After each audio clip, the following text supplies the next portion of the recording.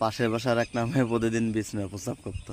মানে হেতার মারে আমি কইছি যে প্রতিদিন সকালে ওই প্রস্রাবের ভিতর লবণ দিয়ে যদি 1 সপ্তাহ চাটান তাহলে প্রস্রাব করা বন্ধ হয়ে যাবে। আমি শয়তানেরে কইছি, মানে হের মা তো তাই করছে। খুশির বিষয় হলো 5 দিন পরে মোতা বন্ধ হয়ে গেছে, প্রস্রাব করা বন্ধ হয়ে গেছে। এনে খুশিও লাগতেছে, আবার খারাপ লাগতেছে যে তার মেয়ে যে প্রতিদিন সকালে যে কাঁদতো, তার কাছে আমি শুনছি যে এই জন্য আপনার মায়ের প্রতিদিন সকালে কাঁদতো। হ, মানে মায়ের উপরে কি অত্যাচার হচ্ছে। ভালো লাগতেছে, মুতা বন্ধ, প্রস্রাব করা বন্ধ হয়ে গেছে, ভালো লাগতেছে। কিন্তু যে প্রতিদিন সকালে যে কাঁদতো, আমি তো মনে যে কইতো যে না খাবো না মাম্মা, খাবো না মাম্মা, খাবো না। এনে কি খাবি না আর আমি তা জানতাম না। এনে কারণ প্রস্তাব খাবি না এই জন্য কাঁদতো।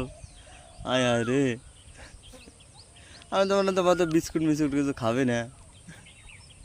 পাশের বাসার এক নামে প্রতিদিন বিছানায় প্রস্রাব করতো। মানে হেতার মারে আমি কইছি যে প্রতিদিন সকালে ওই প্রস্রাবের ভিতর লবণ দিয়ে যদি 1 সপ্তাহ চাটান তাহলে প্রস্রাব করা বন্ধ হয়ে যাবে। আমি শয়তানেরে কইছি, মানে হের মা তো তাই করছে। খুশির বিষয় হলো 5 দিন পরে মোতা বন্ধ হয়ে গেছে, প্রস্রাব করা বন্ধ হয়ে গেছে। এনে খুশিও লাগতেছে, আবার খারাপ লাগতেছে যে তার মেয়ে যে প্রতিদিন সকালে যে কাঁদতো, তার কাছে আমি শুনছি যে এই জন্য আপনার মায়ের প্রতিদিন সকালে কাঁদতো। হ, মানে মায়ের উপরে কি অত্যাচার হচ্ছে। ভালো লাগতেছে, মুতা বন্ধ, প্রস্রাব করা বন্ধ হয়ে গেছে, ভালো লাগতেছে। কিন্তু যে প্রতিদিন সকালে যে কাঁদতো, আমি তো মনে যে কইতো যে না খাবো না মাম্মা, খাবো না মাম্মা, খাবো না। এনে কি খাবি না আর আমি তা জানতাম না। এনে কারণ প্রস্তাব খাবি না এই জন্য কাঁদতো।